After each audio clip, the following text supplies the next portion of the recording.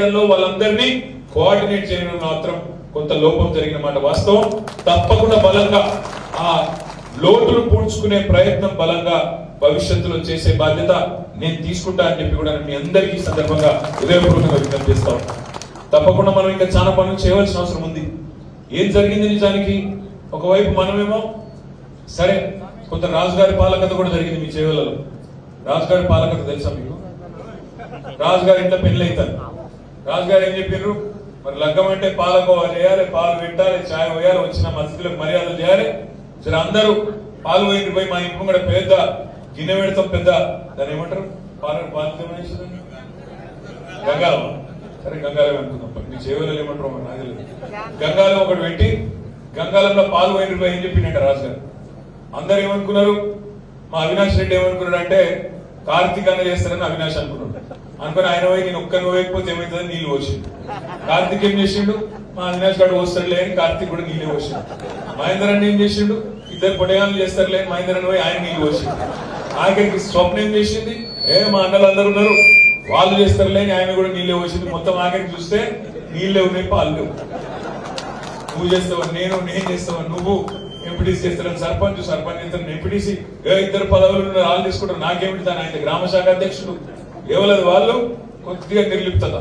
ఇంకోటి రంజిత్ అన్న చెప్పినట్టు ఎట్లా గెలిచేది ఉంది కదా, మనకేమైతుంది? గెలిచిపోయినాం. ఒక్కొక్కడ పోతే గమ్మదనిపిస్తుండే. 1,00,000 మెజారిటీ అంటారు. అరే 1,00,000 కాదు అయ్యా గెలవాలంటే 1,00,000 తగ్గుడే లేదు. అంత వనికిరాదు అయ్యా, కొద్దిగా 1,00,000 వద్దు, కొద్దిగా తగ్గురి, 50,000 40,000 1,00,000 కావాలి. అట్లా ఓవర్ కాన్ఫిడెన్స్ పోయి కొంత దెబ్బ పడ్డది.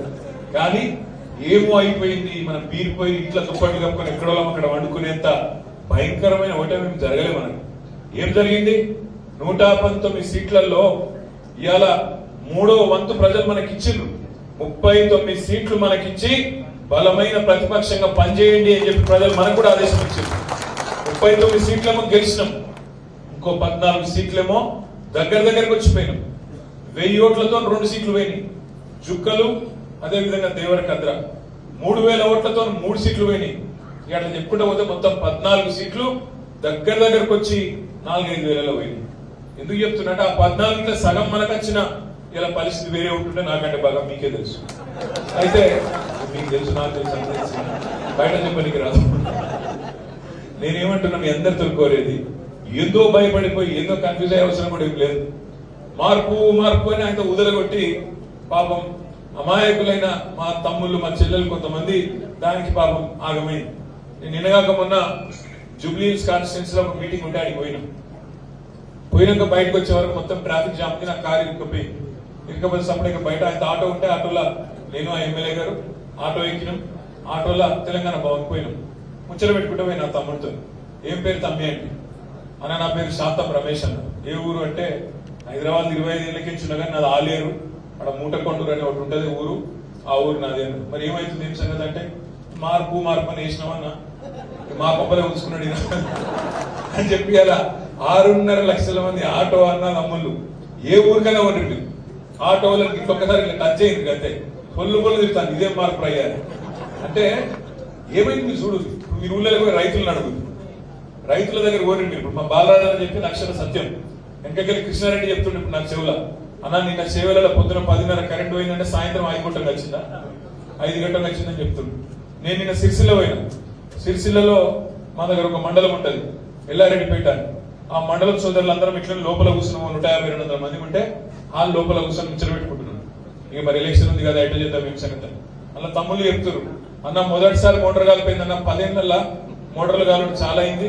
నా ఒక్కందే కాదు చాలా మందికి చాలా అయింది, ఓల్డేజ్ సమస్యలు చాలా అయినాయి, మోటార్లు కాలుడు మళ్ళీ మొదలైంది అన్న అన్నాడు. అంటే నేనన్నా మరి నా మెజారిటీ 60,000 తగ్గించింది కదా తమ్మి, మార్పు మంచుకున్నది అని నేను. మీరు కూడా ఏమంటారంటే ఊళ్ళలోకి పోతే అడుగురి, అవు తమ్మి మార్పు అంటారు కదా, మార్పు మంచుకుందా అని అడుగురు. రైతులు ఇలా ఫోన్లు చూసి బంద్ చేసింది, ఫోన్లు చూస్తలేరు. ఇక 2 ఎకరాల కాడికి వచ్చింది రైతు బంద్. ఇక ముంగడికి పడదో ఏమవుతుందో ఎక్కలేదు. కానీ ఇన్నర్ పాపం పెద్ద మాటలే. రేవంత్ రెడ్డి గారు ఏమన్నారు చెప్తా రేవంత్ రెడ్డి గారు ఏమన్నారు ఎలక్షన్ ముందు, కేసీఆర్ పిచ్చిమెచ్చినట్టు 10,000 ఎత్తుడు, మీరు జరుగు 9 తర్వాత నేను వస్తూనే ఉన్నా, 15,000 ఇప్పుడు తీసుకోకుండ్రి, తెల్లారి 15,000 ఇస్తాను పడ్డాయా మరి 15,000? ఆ 15,000 వీటిని ఉన్న 10,000 పడతారు. ఇప్పుడు అందరు అందుకే రైతులు ఒకరి మొగాలు ఒకరు చూసుకుంటారు. నిన్న మొన్నటి దాకా అడుగుతున్నారు, కానీ నీ కొట్టదా అంటే నీ కొట్టదా, నీ కొట్టదా అంటే నీ కొట్టదా. ఇప్పుడేమైంది, ఇక అడుగుడు బంధు, ఎప్పుడు పడితే అప్పుడే పడుతుంది, ఏదో దేశకాల పెడితే ఎప్పుడో ఒకప్పుడు అని విడిచిపెట్టింది.